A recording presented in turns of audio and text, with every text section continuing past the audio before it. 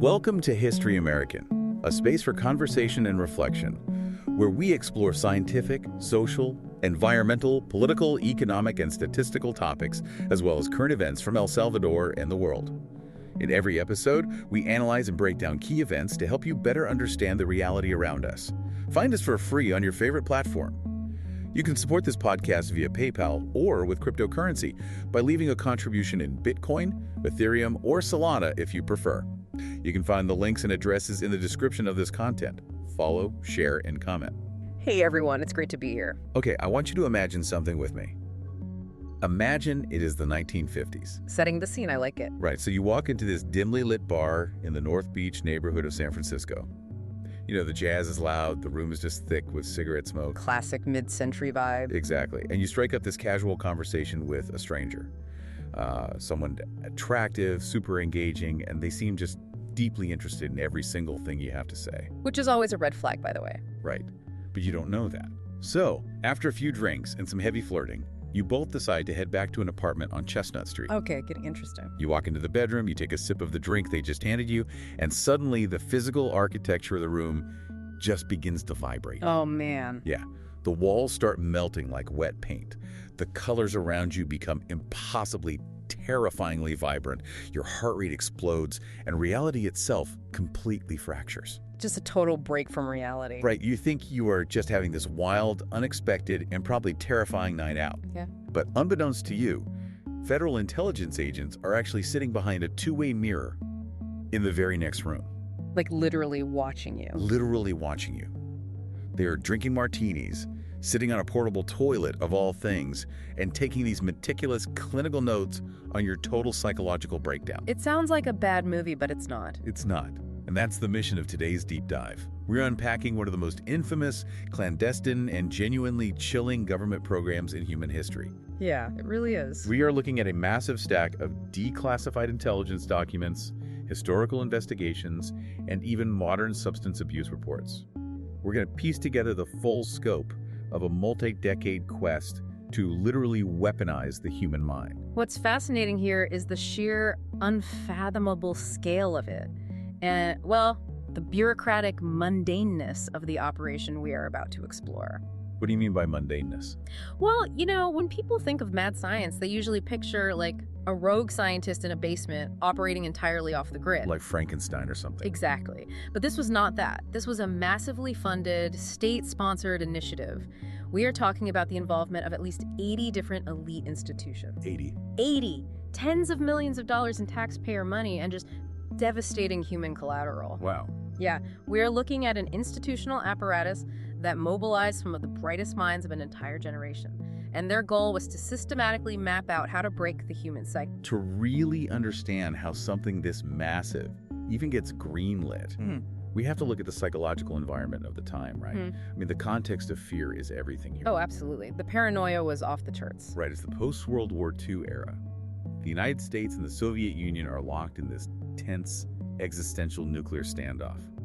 Imagine the sheer terror permeating everyday society. People were literally digging up their backyards to build concrete bomb shelters. Exactly. And beneath that very real fear of nuclear annihilation, there are these rampant, terrifying rumors of communist brainwashing. Yeah, that was a huge buzzword back then, brainwashing. The public and the government genuinely believed that the enemy had unlocked a new frontier of warfare that targeted the mind itself. And that fear was not just, you know, a vague public anxiety. It was ignited by very specific, highly publicized international events. Like what?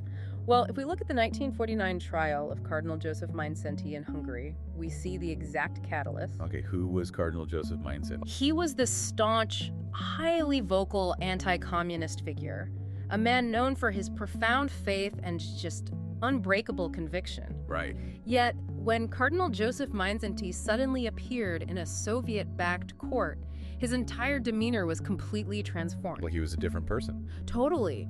He spoke in this flat, robotic monotone. He confessed to bizarre, elaborate crimes of treason that everyone in the international community knew he did not commit. Oh, wow. He appeared utterly hollowed out, as if his soul had been extracted. American intelligence agencies watched this footage and became absolutely convinced that the Soviets had perfected the art of mind control. Wait, hold on. Did the Soviets actually have a magic mind control pill, or was American intelligence just jumping at shadows? Like, how exactly did they get Cardinal Joseph Mindszenty to confess? Based on modern historical analysis, the Soviets did not have a magic pill at all. They didn't? No. They relied on brutal, archaic methods. Severe sleep deprivation, psychological torture, physical beatings, and perhaps the use of scopolamine, which is a deliriant, not a mind control drug. But the actual truth did not matter to the American intelligence apparatus. Right, because perception is reality. Exactly. They operated on the assumption that a truth serum or a sophisticated brainwashing protocol had been successfully deployed. And because they believed the Soviets had it, they decided the United States needed it immediately. And from that specific paranoia, this deeply disturbing chain of command is born. The initiative evolved rapidly. Yeah, it went through a few iterations. First, there was Project Bluebird in 1950, which was initiated by Roscoe Hillenkoetter.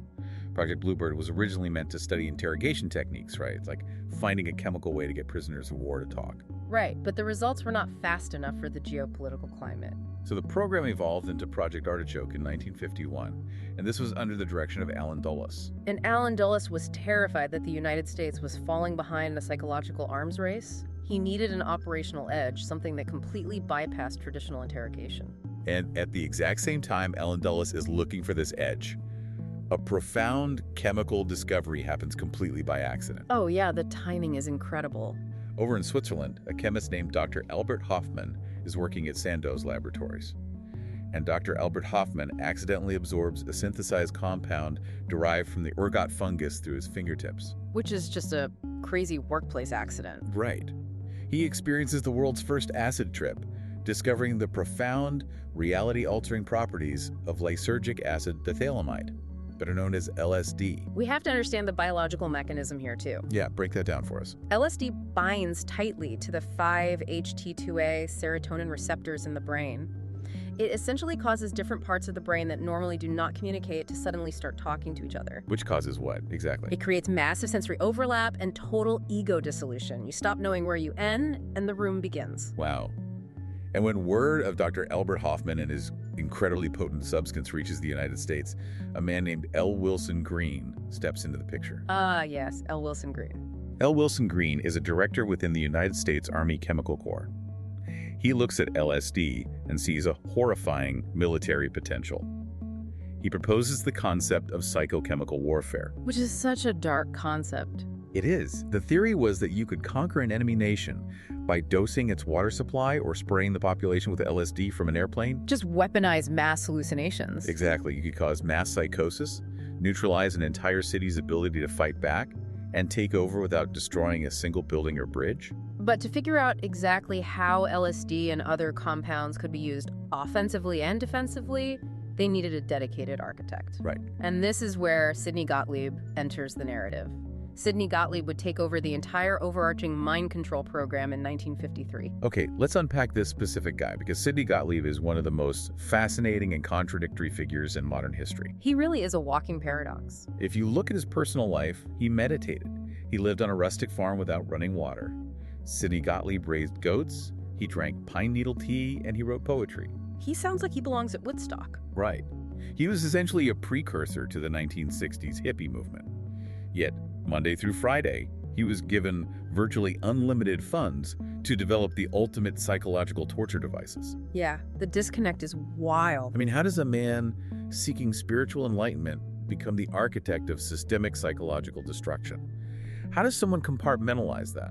It is a phenomenal question regarding the psychology of the era. The Cold War fostered an absolute, unyielding, the end justifies the means mentality. So he thought he was the good guy. Exactly.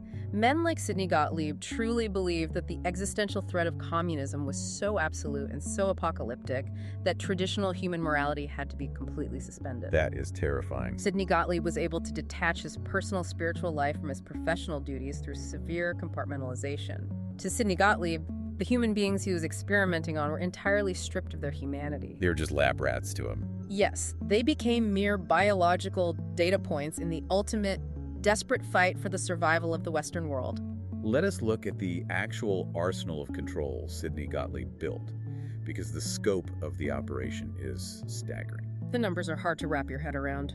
The declassified documents show that the program eventually ballooned to encompass 149 known, distinct sub-projects. That we know of, yeah. Right, that we know of. It involved 185 researchers, 44 colleges and universities, 12 hospitals, and 15 major pharmaceutical companies. Including massive industry giants. The entire medical industrial complex was quietly tapped. How do you even fund 80 different institutions without anyone noticing? Well, they utilized an intricate web of front organizations. The intelligence agency would create fake philanthropic foundations. Of course. And these foundations would then offer massive grants to universities or hospitals for quote-unquote medical research. The researchers at the university level often had absolutely no idea that their funding was actually coming from Sidney Gottlieb and the federal government. They just thought they were doing cutting-edge psychiatric research. Precisely. They were unwitting cogs in a massive machine. And while LSD is the drug most famously associated with the program, it was far from the only weapon in their chemical cocktail. Oh, not even close. The researchers were systematically testing amphetamines, heroin, barbiturates, marijuana, temazepam, and morphine. Just a horrific mix of uppers, downers, and hallucinogens. They were looking for truth serums that could force a spy to spill state secrets. Yeah. They were trying to synthesize amnesia pills to completely erase the memory of an interrogation. Which is straight out of a spy thriller. Yeah, they even explored ways to create sleeper agents. Individuals who could be hypnotically programmed to commit an assassination and genuinely forget they ever pulled the trigger. But the clinical university level testing was not yielding the chaotic, real-world data Sidney Gottlieb wanted. He needed to know how these drugs affected people in uncontrolled environments without their consent. Right, because the lab setting's too sterile. Exactly. And that need leads directly to Operation Midnight Climax. Operation Midnight Climax is the sub-project that brings us back to that apartment in San Francisco from the hook. The one with the two-way mirrors. Yes. This operation was run by George Hunter White. Now, George Hunter White was not a scientist or a doctor. George Hunter White was a former narcotics detective hired directly by Sidney Gottlieb. He was a very rough character. He was an enforcer who reveled in the illicit underground. He set up safe houses, first in Greenwich Village, New York, operating under the alias Morgan Hall. Later, he expanded to that luxurious apartment at 225 Chestnut Street in San Francisco. The methodology of George Hunter White was brutally simple and completely devoid of scientific rigor. It wasn't science at all. No. George Hunter White hired local sex workers, promising them immunity from police harassment. Their job was to go to local bars, find men, and lure them back to the apartments. And then what? Once inside, the sex workers would secretly slip heavy doses of LSD or other compounds into the men's drinks. Without them having any idea what was happening. Zero idea. The primary objective was to see if the combination of massive mind-altering drug doses and post-coital vulnerability would coax these unwitting men into revealing personal secrets or state vulnerabilities. And while these men were tripping out of their minds, having their realities shattered, George Hunter White was literally sitting in a portable toilet that had been converted into an observation booth. You really can't make this stuff up. He would hide behind a two-way mirror, drinking martinis, watching the encounters, and writing down notes. It is so utterly absurd. It is absurd, but the true tragedy here is who they were deliberately targeting. Let's talk about that. They systematically preyed on the most vulnerable populations. They needed subjects who had zero social capital, people society would not believe even if they managed to articulate what had happened to them. Because if a high-ranking politician gets dosed, it's a scandal. Exactly. So they targeted the homeless, mental patients, individuals struggling with addiction, sex workers, and prisoners. The specific horrors inflicted on these marginalized groups are really difficult to process. Take Dr. Carl Pfeiffer, a researcher who tested these substances on inmates at an Atlanta penitentiary. This case is particularly infamous. One of his subjects happened to be the notorious mobster James Whitey Bulger. Dr. Carl Pfeiffer dosed James Whitey Bulger with powerful hallucinogens for months on end. And he lied to him about what it was. Completely. Dr. Carl Pfeiffer told the inmates they were testing a cure for schizophrenia, offering them the false promise of reduced prison time. Which is incredibly coercive. James Whitey Bulger later reported experiencing extreme, debilitating depression, violent paranoia, and intense suicidal thoughts as a direct physiological result of the testing. The physiological toll of these experiments cannot be overstated. The records indicate another scenario involving an unnamed Kentucky prison doctor. Oh, this one is rough. It really is. This doctor dosed 7 black prisoners with massive continuous amounts of LSD for 75 consecutive days. Wait, 75 days? Are you serious? Yeah, exactly. If you understand how serotonin receptors work, you know that the brain rapidly builds a tolerance to LSD, down-regulating those receptors. Right, you can't just take the same amount every day and feel it. Exactly. To keep the subjects hallucinating for 75 days, the doctor would have had to exponentially increase the dosage to completely toxic levels. Oh my God. The physical and psychological fragmentation was absolute, ultimately leading to the deaths of these 7 men. But wait, what scientific data could they possibly be gathering by torturing someone for 75 days? What was the hypothesis? If we connect this to the bigger picture, there was no valid scientific hypothesis. That is the core revelation when you examine the declassified documents. None at all. None. Oh? Despite the involvement of prestigious universities and millions of dollars, these were not controlled clinical trials. They were chaotic, sadistic fishing expeditions. Just throwing things at the wall. Sidney Gottlieb and George Hunter White yielded virtually no usable intelligence, no reliable truth serum, and no functional mind control techniques. They simply threw chemicals at the human brain to see how it would break. When Sidney Gottlieb realized that simply slipping LSD to people in bars or torturing prisoners wasn't yielding reliable, controllable intelligence, the agency realized they needed a highly controlled clinical environment. They needed a real lab. Right. But they knew they couldn't do the most extreme forms of human experimentation on United States soil without eventually drawing massive attention.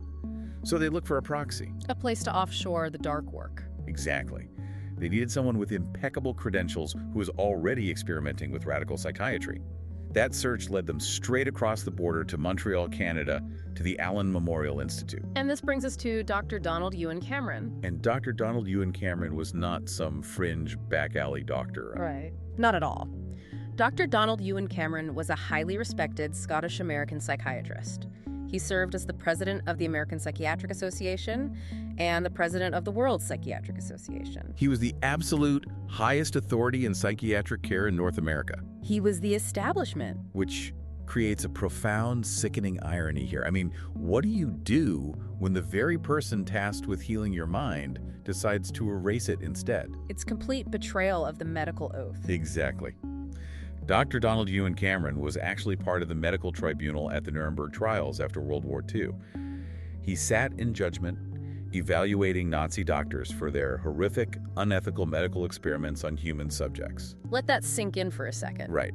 Yet Dr. Donald Ewan Cameron returned to North America and brazenly violated the very Nuremberg Code he had just helped to uphold. To understand what Dr. Donald Ewan Cameron did at the Allan Memorial Institute, we have to explain his specific psychiatric theory. Yeah, how did he justify this? Dr. Donald Ewan Cameron developed a methodology he titled psychic driving. He operated heavily on the mid-century cybernetics movement. He held this terrifying mechanistic belief that the human brain was literally just a computer. Like a machine you could just reprogram? Exactly. Yeah. He believed that mental illness, whether it was mild postpartum anxiety or severe schizophrenia, was simply a software error. Yeah. His solution was to completely wipe the biological hard drive clean, destroy the existing personality, and program a new one from scratch. The wiping part of that process was called depatterning. But how exactly do you depattern a human brain? The mechanics of depatterning are agonizing.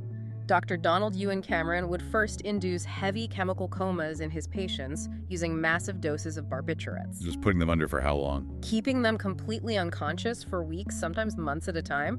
And while they were in this weakened comatose state, he subjected them to extreme electroconvulsive therapy, or ECT. Now, standard ECT is a recognized psychiatric treatment today, right? Typically using around 100 volts for a fraction of a second to induce a mild seizure. Right, in a modern, controlled setting, it can be effective for severe depression. But Dr. Donald Ewan Cameron was using voltages 30 to 40 times higher than the recommended medical dose. 30 to 40 times. Yes. And administering multiple shocks a day. And what does that much electricity do to the brain's physical structure? It violently disrupts memory consolidation. The massive electrical currents essentially short-circuit the hippocampus. It destroys both retrograde memories, which is who the person was before the treatment, and anterograde memory, the ability to form new memories. So it just deletes everything. The explicit goal of Dr. Donald Ewan Cameron was to cause massive brain damage, reducing the patient to a blank, infantile, vegetative state where they could not remember their own name or how to use the bathroom. And once the patient's identity was completely pulverized by the electricity, Dr. Donald Ewan Cameron began the reprogramming phase. This was the psychic driving. And this part is just incredibly dystopian. He forced patients to listen to looped audio messages. He would hide speakers inside their pillows or force them to wear customized helmets with built-in headphones. Just pumping audio directly into their broken minds. They would be subjected to endless repeating audio phrases. Sometimes the messages were negative, like, "My mother hates me," designed to further break down their psychic defenses. Sometimes they were commanding instructions about how they should behave. In some documented cases, these audio loops were played up to 500,000 times per session. We have to look at the specific individuals who endured this to truly grasp the horror. These were not anonymous statistics. These were real people seeking routine psychiatric help. Yeah, let's talk about the victims. Consider the case of Lana Ponting. Lana Ponting was admitted to the Allan Memorial Institute at just 16 years old. Her parents brought her in for minor teenage rebellion, thinking she just needed some gentle counseling. 16. That's a kid. Dr. Donald Ewan Cameron subjected Lana Ponting to the full extreme shock treatment and sensory deprivation. She emerged completely zombified, unable to even recognize the faces of her own parents. Then there is the deeply tragic case of Esther Schreier. Esther Schreier was admitted to the Institute for Postpartum Anxiety while she was pregnant with another child. This one is just heartbreaking. Dr. Donald Ewan Cameron subjected Esther Schreier to the brutal depatterning regimen until just a month before she gave birth. A month before giving birth? The high-voltage shocks wiped her brain so thoroughly that when she finally emerged from the hospital, her amnesia was absolute. She literally did not know what a baby was. It's hard to even comprehend that level of memory loss. She required a notebook filled with basic step-by-step instructions just to know how to physically hold and feed her own newborn child. We also have the documentation of Lou Weinstein. Lou Weinstein was a dynamic, highly successful businessman who simply sought help for panic attacks. Just regular panic attacks. Yeah. But under the care of Dr. Donald Ewan Cameron, Lou Weinstein was subjected to 54 separate high-voltage shocks and subjected to extreme sensory deprivation for months. Just locked away in the dark. Kept in a dark room, his hands covered with cardboard tubes, completely cut off from all tactile sensation. Lou Weinstein returned to his family as an unrecognizable, vegetative shell of a man. His personality was completely and permanently eradicated. And the most sinister aspect of Dr. Donald Ewan Cameron and his methodology is the financial backing.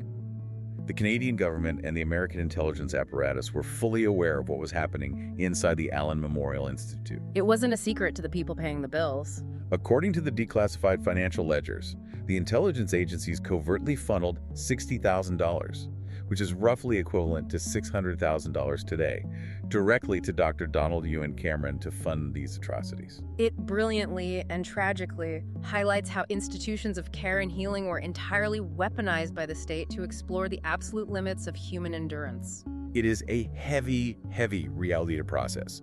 We'll get right back to the deep dive, but first, a quick reminder. You can support this podcast via PayPal or with cryptocurrency by leaving a contribution in Bitcoin, Ethereum, or Solana if you prefer. You can find the links and addresses in the description of this content. Now, back to the documents. So as we move into the 1960s, the era of unchecked, wild experimentation finally starts to face bureaucratic headwinds. Right, the political climate starts shifting. A new director of Central Intelligence, John McConey, takes office. John McConey is reportedly horrified by the complete lack of scientific results and the massive, looming ethical liability of the program. He realized it was a ticking time bomb. Exactly. He begins systematically winding down the operations, drastically cutting the funding that flowed to Sidney Gottlieb. The program officially closed its doors in 1973. But the closing of the program immediately triggered a massive, desperate cover-up. By 1973, the political climate in the United States was entirely different. Watergate was happening. The Watergate scandal was dominating the headlines, and a deep systemic paranoia about government overreach had set in. Fearing imminent exposure and congressional investigations, the director at the time, Richard Helms, ordered the immediate and total destruction of all project documents related to these mind control experiments. Just shred everything. Richard Helms wanted the legacy of Sidney Gottlieb, George Hunter White, and Dr. Donald Ewan Cameron permanently erased from history. I want to point out the incredible irony here, though. What's that? You have an intelligence agency, an organization whose entire foundational purpose is to gather, archive, and analyze information, blindly feeding its own history into the shredder. That is a great point. By destroying those documents, Richard Helms ensured that the agency itself would be just as ignorant of its own psychological findings as the general public. Well, Richard Helms almost succeeded in erasing the history completely. But the truth survived through diligent journalism and a really lucky bureaucratic error. Let's talk about the journalism first. In 1974, the legendary investigative journalist Seymour Hersh published a bombshell front-page article in a major national newspaper. Seymour Hersh exposed the fact that the government had been conducting illegal psychological experiments on unwitting American citizens. And this explosive journalism directly led to the formation of the 1975 Church Committee in the Senate, as well as the Presidential Rockefeller Commission, which were tasked with investigating domestic abuses. However, those early investigations by the Church Committee were severely handicapped. Because Richard Helms had successfully destroyed the primary scientific files, the investigators had to rely almost entirely on the reluctant, vague testimonies of the operatives themselves. Right, and they weren't eager to talk. Men like Sidney Gottlieb frequently invoked memory loss, claiming they couldn't remember the details of the sub-projects. It looked as though the full scope of the horrors would remain hidden forever. But then... Here's where it gets really interesting. In 1977, a Freedom of Information Act request uncovered an accidental archive. A total clerical mistake that changed history? It turned out that a cache of 20,000 financial documents related to the mind control program had been misfiled in a separate, obscure record center. Because they were financial ledgers, not scientific reports. Exactly. These financial ledgers survived the destruction order from Richard Helms. By meticulously following the money seeing which universities and researchers received covert payouts, investigators could finally map the true, sprawling web of the program. Following this discovery, Admiral Stansfield Turner was forced to testify before the Senate, publicly revealing the staggering scope of the operation to a horrified nation. So the truth is out. The government admits they funded Dr. Donald Ewan Cameron and Sidney Gottlieb. Did anyone actually go to jail? Did the victims get justice? Achieving actual legal justice proved nearly impossible due to a formidable legal stonewall constructed by the government. Of course they protected themselves. The government aggressively defended itself against civil suits from the victims. For military personnel who were experimented on, the government invoked the Ferris Doctrine. What is the Ferris Doctrine? The Ferris Doctrine is a legal precedent that prevents active duty service members from suing the government for injuries sustained incident to service. This doctrine was upheld by the Supreme Court in the heartbreaking case of United States v. Stanley. And it wasn't just military personnel who were completely shut out of the justice system. Take the case of Wayne Ritchie, a United States Marshal. His story is so frustrating. In 1957, Wayne Ritchie attended a holiday party where operatives secretly laced his drinks with LSD. The drug triggered a severe, prolonged paranoid episode. The psychological break culminated in Wayne Ritchie attempting to commit an armed robbery at a bar. A U.S. Marshal robbing a bar. Decades later, when he discovered the truth about the covert government dosing, he sued the federal government. Yet, in 2007, his lawsuit was completely dismissed. It's unbelievable. The judge ruled that Wayne Ritchie couldn't definitively prove the LSD biologically caused the robbery. While the government did pay off a few families, quietly out of court-like, an eventual $100,000 settlement to the Canadian victims of Dr. Donald Ewan Cameron, they largely evaded any ultimate legal accountability. While the legal consequences for the intelligence apparatus were minimal, the unintended cultural consequences of the program were absolutely tectonic. This is one of my favorite parts of this whole history. In their desperate, well-funded search to understand LSD, the researchers funded studies at major universities and paid volunteers to take the drug. At Stanford University, volunteers like Ken Kesey and Robert Hunter were paid by the government to ingest these hallucinogens. This is one of the craziest historical ripples.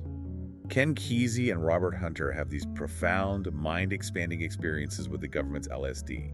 And those specific experiences directly birthed the counterculture hippie movement of the 1960s. It totally backfired on them. Ken Kesey went on to write One Flew Over the Cuckoo's Nest and host the legendary acid tests, popularizing the drug across California.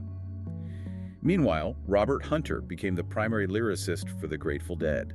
The intelligence apparatus accidentally funded and fueled the very anti-establishment, anti-war movement they deeply despised. And on the much darker side of the cultural spectrum, you have the experiments conducted at Harvard University. Oh, this is grim. There, a researcher named Henry Murray, who had close ties to the intelligence community, subjected undergraduate students to absolutely brutal, ethically indefensible psychological stress tests. What kind of tests? Henry Murray would have the students write essays about their deepest personal philosophies, and then he would subject them to intense, abusive interrogations designed to systematically dismantle their core beliefs and humiliate them, all to study psychological resilience. And one of those young, vulnerable undergraduate subjects was a brilliant mathematics student named Fyodor Kaczynski. Yes. Decades later, Fyodor Kaczynski would retreat to the wilderness, deeply paranoid about technology, psychology, and societal control.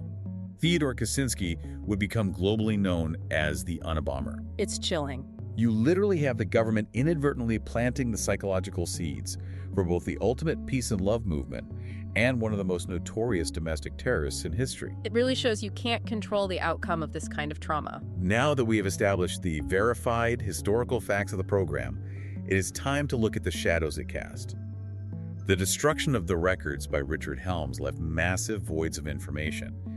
And where there are historical voids, theories and conspiracies inevitably emerge. Human nature abhors a vacuum. Exactly. We are going to deeply analyze the different theories that surround this program, starting with Theory 1, the murder of Frank Olson. To deeply analyze this theory, we first need to establish exactly who Frank Olson was, because his specific role is the key to the motive. Right, he wasn't just a random guy. Not at all. Frank Olson was a highly cleared biochemist and a leading bioweapons expert stationed at Camp Detrick. He wasn't just mixing chemicals in a sterile lab.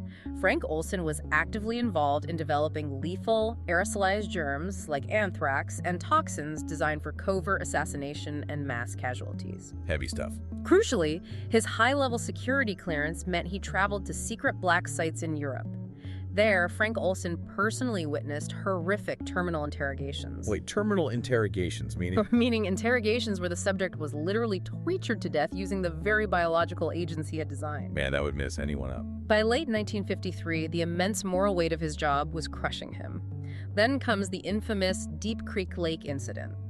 In November 1953, Sidney Gottlieb invaded Frank Olson and several other scientists to a rural retreat in Maryland. And Gottlieb strikes again. Without their knowledge or consent, Sidney Gottlieb secretly spiked their after-dinner drinks with a massive dose of LSD.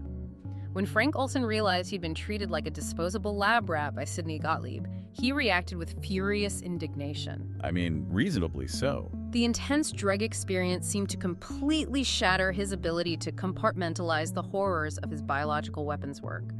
Frank Olson plunged into a profound moral and psychological crisis, telling his wife he wanted to resign from Camp Detrick immediately. This is where the official government narrative begins to look highly suspicious. According to the official story, Frank Olson's superiors decided he needed urgent psychiatric help. Sure they did. Weeks after the secret dosing, he was sent to New York City to see Dr. Harold Abramson. Now, Dr. Harold Abramson was an allergist who was secretly cleared by the intelligence agency to work with LSD. He was not a practicing psychiatrist. Which makes no medical sense. Days later, Frank Olson was sharing a room on the 10th floor of the Statler Hotel with a colleague named Robert Lashbrook.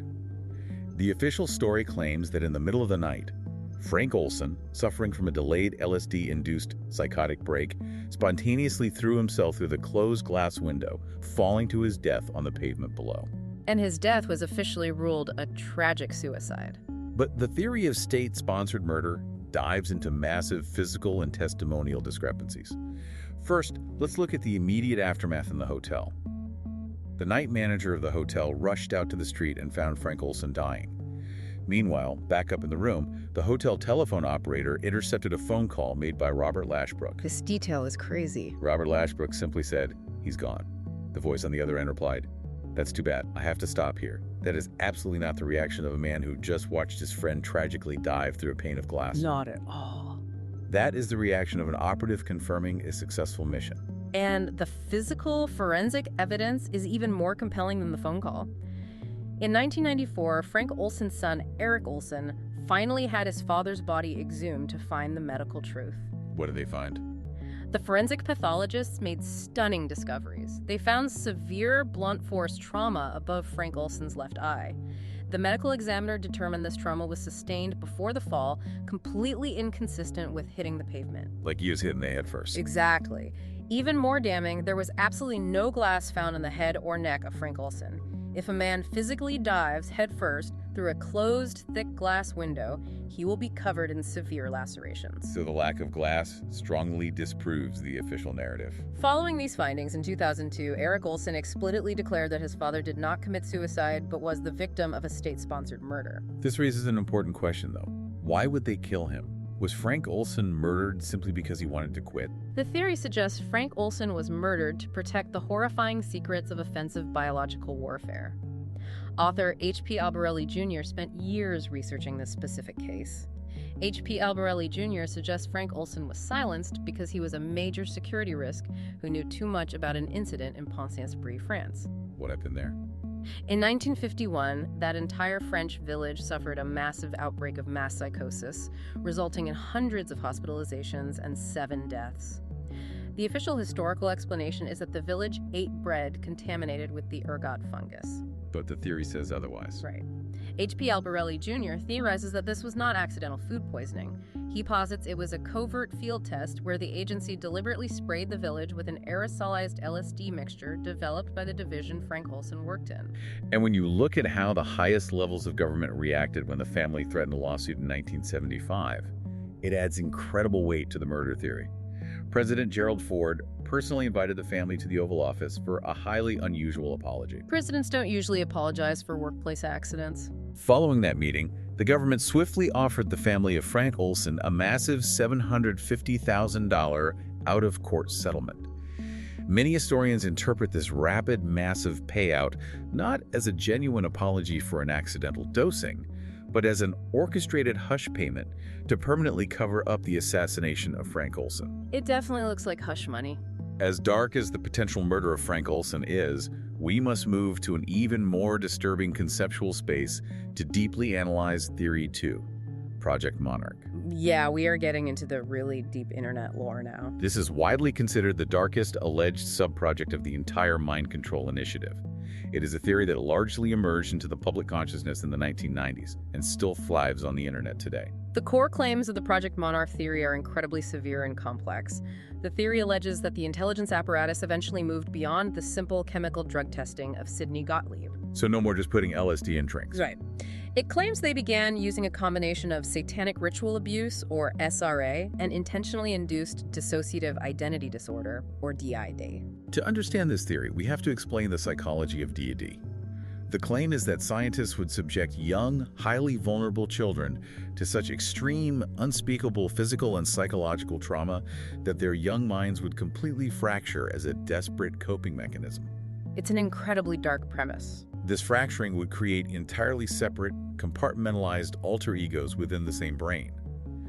The theorists argue that these distinct alter egos could then be programmed to respond to specific audio or visual triggers. They often claim the programmers used pop culture references. Like the phrase "somewhere over the rainbow" from the movie The Wizard of Oz. Once that phrase was spoken, the specific alter ego would take over the body, completely unaware of the host's normal life. This alter ego would act as a perfect amnesiac sleeper agent, committing espionage, acting as a courier, or functioning as a sex slave for high-ranking political officials. And the primary witness who brought this specific theory into the mainstream is a woman named Kathy O'Brien. In a controversial 1995 book, Kathy O'Brien claimed that she was a direct victim of Project Monarch. She made some very wild claims. She alleged that she was meticulously trained as a presidential model, a mind-controlled sex slave, forced to perform favors for powerful men in Washington. Her narrative, however, contains highly extreme and fantastical assertions. To put it mildly. For example, Kathy O'Brien included an incredibly absurd claim that President George Bush Sr. used a high-tech hologram to appear to her as a reptilian alien during her abuse. Yeah, that's where a lot of people check out. Following the publication of the book by Kathy O'Brien, Several other women stepped forward into the public eye. Women like Bryce Taylor, Arizona Wilder, and Victoria Volpes all came forward with strikingly similar stories. They spoke of being programmed by Illuminati cabals, witnessing alien rituals, and acting as couriers for a shadow government. It created a whole genre of a conspiracy literature. I mean, when you hear these stories about holograms, George Bush Sr. shape-shifting, and Illuminati cabals, your immediate reaction is probably to roll your eyes. It sounds exactly like a Hollywood script. In fact, these specific allegations heavily influenced the backstory of the hit show Stranger Things. Right, the 11 storyline. So how do we actually separate the genuine historical trauma from mass hysteria? Right. Where is the hard documentary evidence that Project Monarch actually existed? That is the critical analytical distinction we must make. We have to carefully dissect the psychology of these claims. Unlike the verified, well-documented experiments of Sidney Gottlieb or Dr. Donald Ewan Cameron, there is absolutely zero physical evidence, no declassified financial ledgers, and no credible governmental whistleblowers verifying the existence of Project Monarch. Nothing concrete at all. Nothing. From a psychological and sociological standpoint, we have to look at phenomena like false memory syndrome. In the 1980s and 1990s, the satanic panic swept the nation. During this time, highly suggestive, poorly trained therapeutic techniques, often using hypnosis and leading questions, inadvertently planted false memories of bizarre abuse in highly vulnerable patients. So they believed it was real, even if it wasn't. Exactly. It is highly probable that deeply traumatized individuals, suffering from genuine, horrific abuse in their personal, private lives, confabulated these grand cinematic narratives. Why would they do that, though? Blaming a vast, omnipotent government cabal can act as a psychological defense mechanism to explain and cope with their profound, very real pain. It gives the trauma an organized structure. But just to play devil's advocate here, is there any smoke to this fire? Did the government ever respond to these specific allegations? That brings us to a chilling, unverified caveat. Investigative journalist Anton Chaikin allegedly confronted former Director of Central Intelligence William Colby at a public event. And what happened? Anton Chaikin directly asked William Colby about the existence of Project Monarch. According to the account, William Colby became visibly angry and tersely replied, "We stopped that between the late 1960s and the early 1970s. Oh, wow, we stopped that. While there is no documentary audio or proof to back up this exchange, if true, it leaves us to endlessly ponder what exactly William Colby meant by the word that. That ominous ambiguity is exactly what fuels our final theory. Let us deeply analyze Theory 3, modern celebrity mind control. If you spend any time on the internet, you've undoubtedly seen the theories flooding comment sections asserting that the mind control program never actually ended. Oh yeah, you see it on almost every celebrity gossip thread. The theory claims the program simply went deep underground and is now actively used to control the behavior of celebrities, pop stars, and politicians to shape global culture and distract the masses. The foundation of this theory relies on observing what internet communities call glitches. Like Matrix glitches. Basically, these are moments captured on live television or paparazzi footage where a high-profile celebrity acts strangely, freezes, or speaks erratically. Theorists supposedly view these glitches as evidence indicating a breakdown in their mental programming, or an alter ego struggling for physical control of the body. The viral examples used by theorists are deeply embedded in modern pop culture. The most prominent is the highly publicized 2007 breakdown of pop star Britney Spears. That whole era was intensely scrutinized. Theorists specifically point to her 2003 interview with Diane Sawyer. During the broadcast, Britney Spears repeatedly muttered the word "weird" over and over, her voice pitch and physical demeanor shifting unnaturally. Theorists argue she was literally glitching between distinct, programmed personalities right in front of Diane Sawyer. Another widely circulated example involves the television personality Al Roker. Oh, the Today Show clip. Yes. During a live broadcast in 2012, his co-host Savannah Guthrie made a casual joke referencing the Holy Ghost. Immediately after Savannah Guthrie spoke those words, Al Roker froze completely. He just stopped moving. He stared blankly into the camera without blinking or moving a single muscle for exactly 17 seconds on live television. Theorists claim the phrase, spoken by Savannah Guthrie, was a specific trigger word that accidentally put the programming of Al Roker into a standby mode. We also see theories surrounding Katy Perry exhibiting strange robotic eye movements and collapsing on stage, which theorists attribute to mind control exhaustion. And then you have individuals inside the entertainment industry seemingly fanning the flames. In a 2013 interview in a widely circulated men's magazine, actress Roseanne Barr explicitly stated that Hollywood mind control and systemic abuse are very real, validating the deepest suspicions of the online theorists. When we break down the sociology behind this, we have to ask a fundamental question. Why is the public so eager to believe that Al Roker is a sleeper agent? Or that Britney Spears is a victim of government programming? That's a great question. Why do we love these ideas?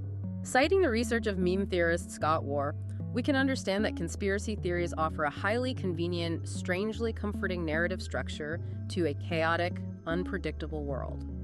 The human brain is a pattern recognition machine.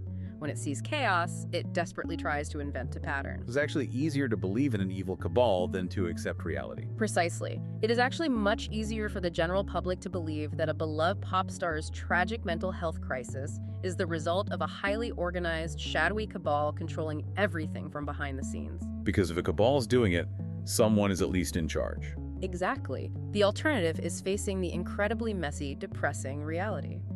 That severe, relentless stress, horrific paparazzi abuse, complete lack of privacy, and genuine organic mental illness can destroy anyone, regardless of their immense wealth or fame. It's a much harder pill to swallow. The conspiracy theory transforms a tragic, complex human reality into a neat, cinematic plotline with clear villains and victims. It provides a false sense of order where there is only tragedy. Which brings us to a fascinating pivot. We have journeyed through the verified historical horrors of Sidney Gottlieb and the wild modern conspiracies surrounding Katy Perry. But I want to bridge the gap. So what does this all mean? It means we have to look at how these themes play out today. In the 1950s, the danger was the government weaponizing chemicals. Today, the danger of weaponized unknown chemicals is still incredibly real, but the source has completely shifted. Let's shift our focus to the concrete, modern context of psychoactive substances to see where the real dangers lie today. To do this, we are bringing in the extensive, sobering data from modern substance abuse reports from 2026. The modern drug landscape is fundamentally different from the era of Dr. Albert Hofmann, but it is incredibly alarming. What are the numbers showing us? The 2026 data provided by the European Union Drugs Agency outlines a massive, unprecedented surge in drug use across the continent. For example, the chemical analysis of wastewater in Barcelona reveals that cocaine usage levels have literally triplicated compared to previous years. Triplicated. That is a massive spike. Furthermore, there is a constant, overwhelming influx of new psychoactive substances, or NPS, being synthesized in illicit underground labs and sold online, completely bypassing traditional observable channels. And the danger today isn't a government scientist like George Hunter White trying to crack your mind in a safe house. It's the sheer danger of the unknown chemical makeup of what people are voluntarily ingesting. It's chemical roulette. Let's look at a specific, life-threatening alert issued in January 2026 by a major European drug analysis collective.